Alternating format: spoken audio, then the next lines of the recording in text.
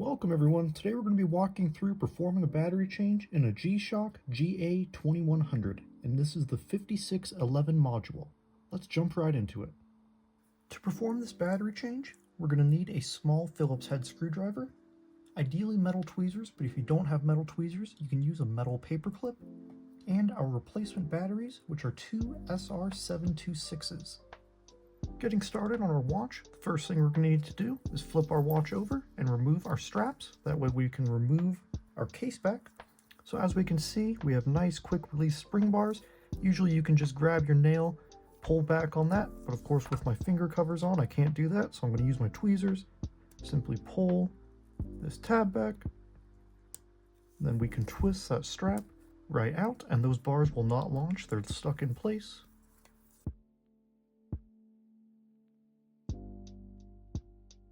And now with those straps out of the way, next thing we can do is go ahead and remove our 4 case back screws using our Phillips head screwdriver, and we'll set those aside for later.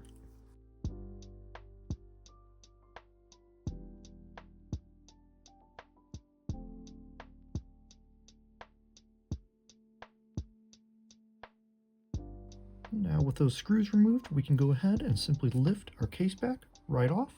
And don't worry, sometimes the rubber gasket comes out stuck to the case back. We'll walk through reinstalling that when we're reassembling the watch.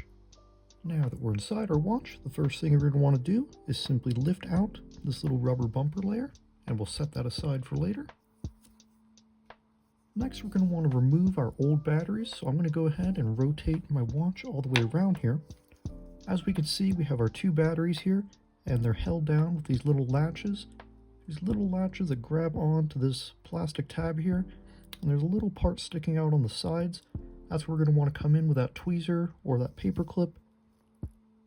Just going to want to come right behind it and fiddle with it until it'll unlatch just like so. I'll do the same for this side. And once those are unlatched, we can simply grab our old batteries, take them out, and get rid of them.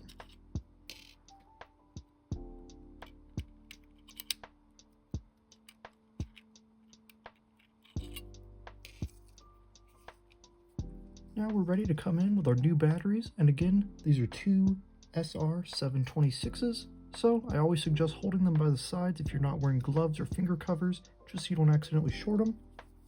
All we're going to do is simply drop them in place one at a time, and then press our latch down. Drop the other one in place, press my latch down, just like so. Next, we're going to want to perform our AC reset. This is simply going to reset our module to factory defaults, clear any errors if there are any, and make sure that our watch is completely ready to set up and wear.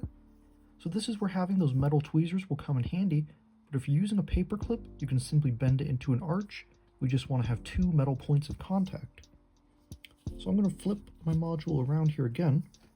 As we can see, there's this little label that says AC, and that's indicating this little gold tab right here. And then we also have a circle here with a little negative icon next to it. What we simply want to do is contact one end of our metal to that gold tab and the other end to this metal on our module. And it doesn't have to be right in that circle. Any of this metal will do. We just want to hold that for about 2 seconds. And next, just to ensure that we've performed the reset properly, I always advise holding a finger over this spring here. You don't want that spring to fall out because it's important for the sound of your watch. I'll go ahead, flip my watch over, and we should see it start flashing sub, so that means that our module has been reset and we can begin to reassemble our watch. Our first step in reassembly is going to be to reinstall that rubber bumper layer that we removed. This one's nice and easy because we have these 2 parts sticking out up here, and we just want to remember that those cover our batteries. So we'll simply drop it in place, and we also want to make sure that that spring and this metal tab is also protruding through their designated holes. And next, just in case yours came out during disassembly, we're going to want to reinstall our case back gasket.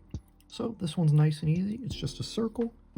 We're simply going to drop it right in the groove on the case back, and then I like to use my tweezers to make any fine adjustments if needed. We just want to make sure that gasket is perfectly seated in that groove. Now we can go ahead and reinstall our case back. So we simply want to remember that our 2 batteries up here indicates the upper portion of our watch, we just want to make sure that all of our Casio and G-Shock logos are properly oriented. So we'll simply drop it right in place in the groove. Now we just need to reinstall our 4 caseback screws. What I typically like to do is hold a finger on that caseback, drop my 4 screws in, just get them started, and now all we need to do is snug them up. And remember, they don't need to be super tight, just nice and snug.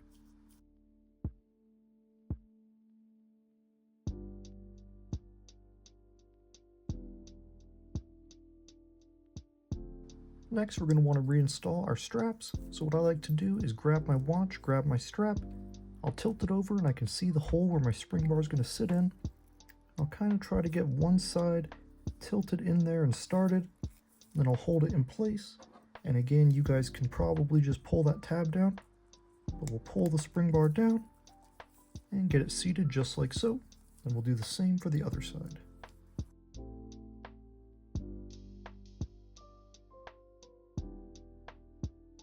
Our final step in this battery change is going to be to recalibrate our hands.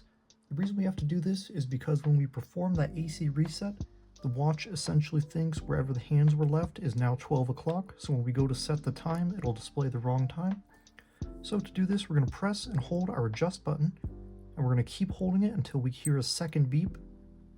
It'll say H set, and a second beep, and now we'll see that sub start flashing again. So now we're controlling our small sub dial, which is our day indicator, and we can advance this using our start button. And for this to be zeroed, we want it to be pointing at Sunday.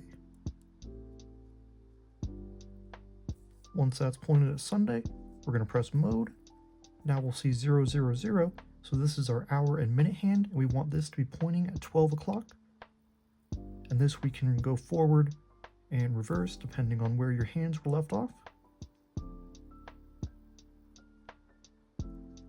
And once those are aligned, we'll simply press adjust.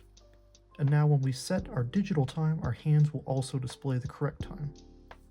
And that's all there is to it. As we can see, our watch beeps, our modes cycle, our backlight is working, so our watch is completely ready to set and wear again. Thank you all so much for joining me in this battery changing tutorial. I really hope everything was clear and helpful. If you have any questions for me, please be sure to leave them down below in the comments. And if you're interested in more tutorials and watch related content, please do consider subscribing.